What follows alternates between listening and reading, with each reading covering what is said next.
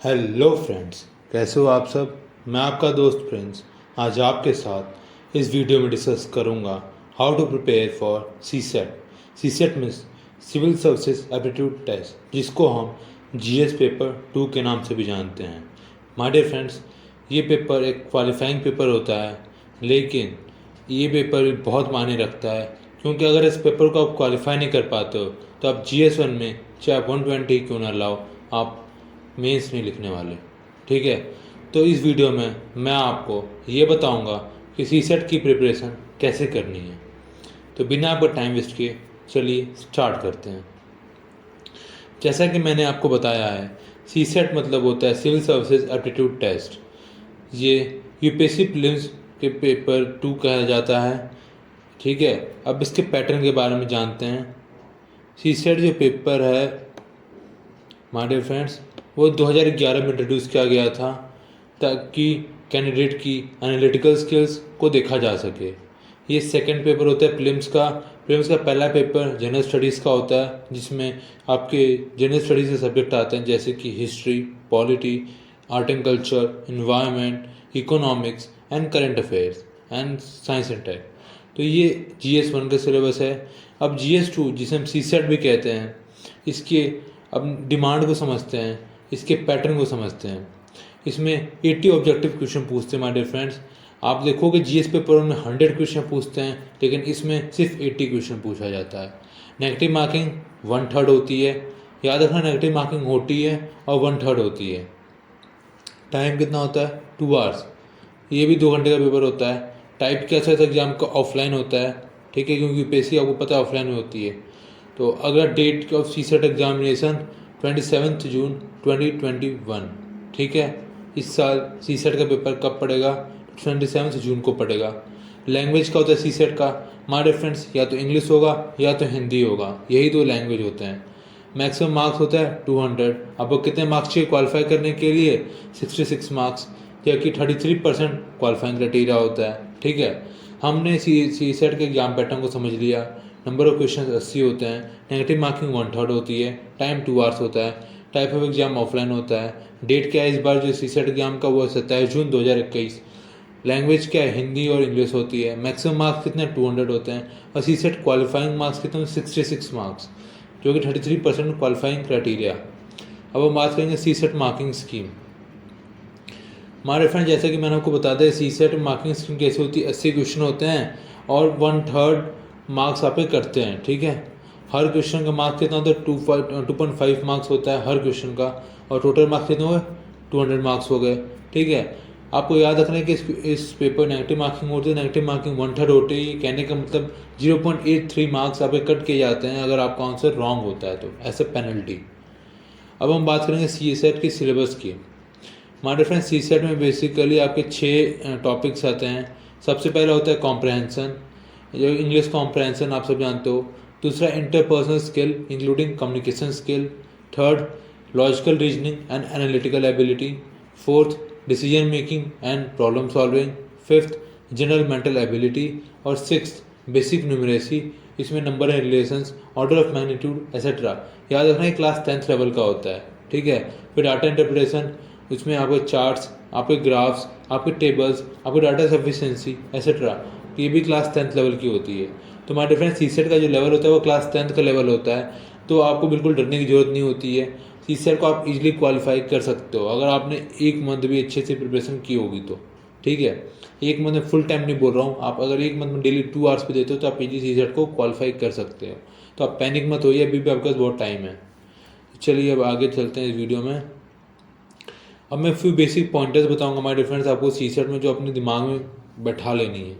सबसे पहली बात, आपको सी सेट को इग्नोर नहीं करना है। कुछ भी हो जाए, सी सेट को आपको इग्नोर नहीं करना है। ठीक है, the second thing which you have to do is, आप खासकर उन बच्चों को जो कि ह्यूमैनिटीज़ के हों या फिर आर्ट बैकग्राउंड के हों, क्योंकि आपका मैथ्स और इंग्लिश से तो फिर भी होता है, लेकिन मैथ्स आपका जो रिलेशन होता है बहुत ही पहले ख़त्म कर दिया जाता है 10th के बाद ही। तो हालांकि इसमें 10th लेवल तक का ही आता है, लेकिन आपको प्रैक्टिस की ज़रूरत होती है।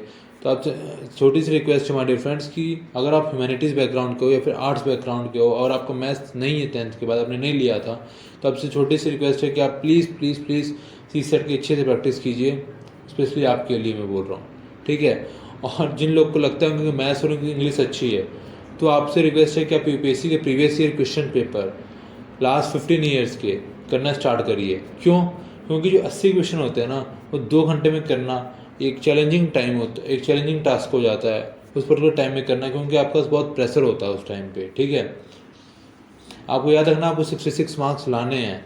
अगर नहीं ला पाए ना, तो आप कितने भी हाई मार्क्स ले आओ अपने GS में, कोई फ़ायदा नहीं है उसका, GS पेपर 1 में, ठीक। सो आप एटलीस्ट 66 मार्क्स आपको लाने ही हैं। आपको एक चीज़ और याद रखना है, CSET का पेपर लेंदी होता है और कभी कभी टाइम कंज्यूमिंग होता है। तो जब आप प्रीवियस ईयर पेपर्स करके जाओगे तो आपको थोड़ा समझ में आ जाएगा कि क्वेश्चंस कौन से लेंदी हैं, कौन से क्वेश्चन छोड़ने हैं आपको। लेकिन आपसे कोई छोटी सी रिक्वेस्ट है, जब आप प्रीवियस ईयर पेपर करोगे 15 ईयर्स के, उसके साथ एटलीस्ट 10 मार्क्स आप किसी भी कोचिंग के ले लीजिए, उसके लगा के जाइए, ठीक है। तो इससे क्या होगा, आप एक प्रॉपर फ्लो में रहेंगे और आप टाइम पे पेपर कंप्लीट कर पाएंगे, ठीक है। हमारे फ्रेंड CSET को इग्नोर मत करना। मैं पहले बता रहा हूँ, CSET हालांकि क्वालिफाइंग पेपर है, लेकिन CSET भी कहीं ना कई लोग के लिए चैलेंजिंग टास्क हो जाता है। अब CSET के ट्रेंड एनालिसिस की बात कर देते हैं। अब मैं ट्रेंड एनालिसिस क्यों बता रहा हूँ आपको, मैं ट्रेंड एनालिसिस इसलिए बता रहा हूँ क्योंकि कई लोग को लगता है यार कि मेरे मैथ्स में अच्छी नहीं है, कई लोग को लगता है मेरी इंग्लिश अच्छी नहीं है, कई लोग को लगता है मेरी रीजनिंग अच्छी नहीं है। तो इन सब के लिए मैं आपसे छोटी रिक्वेस्ट है, जिस बच्चों का मैथ्स और इंग्लिश दोनों ही अच्छा ना हो, ठीक है, तो उनके लिए एक छोटी सी रिक्वेस्ट है कि आप लॉजिकल रीजनिंग, आप डिसीजन मेकिंग और डाटा इंटरप्रिटेशन, ये 3 ऐसे टॉपिक है माय डियर फ्रेंड, जिनको आप बहुत ईजिली कर सकते हो बिना किसी मेहनत के, ठीक है। आप सिर्फ अगर आप लास्ट 15 ईयर्स के पेपर देखोगे और आप 10 मॉक लगा लोगे, तो माय डियर फ्रेंड्स आपको कोई भी क्वेश्चन इजीली टैकल कर पाओगे, खासकर इन टॉपिक से, logical analytical reasoning, decision making और डाटा इंटरप्रिटेशन। रही बात मैथ्स एंड बेसिक न्यूमेरेसी और रीडिंग कॉम्प्रहेंशन की, तो माय डियर फ्रेंड्स आपको इन दोनों में से किसी एक पे थोड़ी सी अपनी कमांड रखनी पड़ेगी। अब ऐसा नहीं है कि सिर्फ मैथ्स का करके आप पूरा पेपर क्वालिफाई कर लोगे, या सिर्फ इंग्लिश करके आप पूरा पेपर क्वालिफाई कर लोगे। आपको एक पे अच्छी कमांड होनी चाहिए और एक पे एवरेज या फिर बिलो एवरेज कमांड भी चलेगी, लेकिन एक पे अच्छी कमांड होनी कंपलसरी है, along with logical analytical skills, आपकी डिसीजन मेकिंग और डाटा इंटरप्रिटेशन आपके अच्छे होने चाहिए। अब माय डियर फ्रेंड्स आप ये देखो कि मैथ्स के पेपर के क्वेश्चंस बढ़ते चले जा रहे हैं। 2011 में 11 क्वेश्चन आए थे, 2012 में 3 आए थे, और इसी तरह से आगे बढ़ो तो 2020 में 42 क्वेश्चन आए। अगर सिर्फ अगर मैथ्स के पेपर ही कर लोगे पूरी अच्छे तरीके से, तो आप इजीली क्वालिफाई कर लोगे। लेकिन कुछ क्वेश्चंस मैथ्स के ऐसे भी होंगे जो कि लेंदी होंगे, जो कि टाइम कंज्यूमिंग होंगे, तो इसलिए मैं बोलूँ कि अपने रीजनिंग कॉम्प्रहेंशन, अपनी डिसीजन मेकिंग और अपने डाटा इंटरप्रिटेशन पे भी आपको कमांड रखना पड़ेगा, ठीक है। तो आप इस ईजिली क्वालिफाई कर लोगे, कोई डरने की जरूरत नहीं है माय डियर फ्रेंड्स। जिनको इंग्लिश नहीं आती, कई लोग बोलते हैं मैं हिंदी मीडियम से हूँ, तो आप देखो कि रीडिंग कॉम्प्रहेंशन कितने क्वेश्चन आ रहे हैं, 20-25 एट एन एवरेज देखो तो 25 क्वेश्चन आ रहे हैं। आप बाकी क्वेश्चन पे फोकस करो, ठीक है। और उससे आप मतलब जो आपका वीक एरिया उसको छोड़ करके बाकी सब एरिया पे आप अच्छी कमांड कर लो, वीक एरिया पे एवरेज लेवल तक का कमांड कर लो। आप यही सीधी सी बात आपको मैं कहना चाहता हूँ। अब कई लोग पूछेंगे बेस्ट बुक्स क्या है CSET को प्रिपेयर करने के लिए, तो माय डियर फ्रेंड्स ये कुछ बेस्ट बुक्स हैं, लेकिन आपसे छोटी सी रिक्वेस्ट है कि सारी बुक्स आपको करनी नहीं है। आपको सिर्फ वही बुक करनी है जिस पे आपको लगता है कि यार मुझे अच्छा और इम्प्रूव करने की ज़रूरत है। जैसे कि पहला है CSET paper 2 manual by TMH, ठीक है। ये सबसे बेस्ट बुक है माय डियर फ्रेंड्स, इसको आप इजीली कर सकते हो, ठीक है। आप मैं रिकमेंड करूँगा तो आप इसको कर लो, या फिर RS अग्रवाल भी कर सकते हो, ठीक है। तो आपकी कंफर्ट के हिसाब से आपको जो भी सूट करे। दूसरा analytical reasoning by MK Pandey.